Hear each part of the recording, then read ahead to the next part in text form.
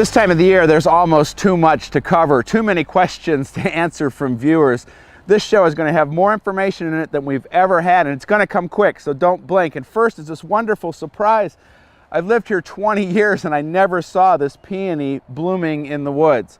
When's the best time to move a peony? Never, in my opinion. It's just finishing, but oh, still has that fragrance. All right, as I said, don't blink. Follow me.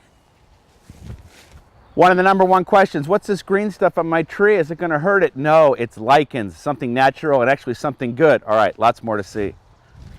I still have a ton of containers to plant, and that's okay. Just use this basic formula: thriller, filler, and spiller. It works, but they don't all have to be that way. This is the only time when we can prune rhododendrons or azaleas.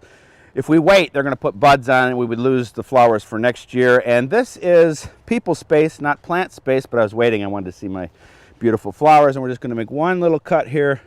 Sharp tools, and there we go. And now we can get through here okay. Follow me.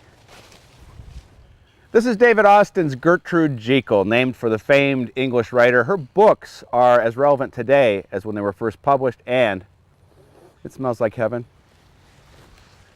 Eat your weeds. This is an invasive called garlic mustard, and this is going to make a great pesto. Stake your plants before they fall down. There's actually 2 lilies that already fell down, so do as I say, not as I do. I'm just going to weave a little bit of fishing line in between these stakes that I just put here. And that's a great way to keep these up, and no one will see the fishing line.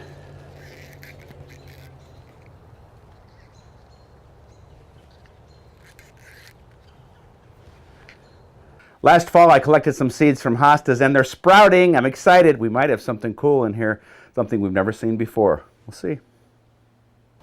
A great way to deal with weeds that are coming up through ground cover is just use a weed whacker. Take the tops off. Even with this Pachysandra, I can nip the tops of those too. And by the way, I love Pachysandra. I spent 10 minutes trying to get this weed whacker going. Important tip for gardeners, needs gas to run.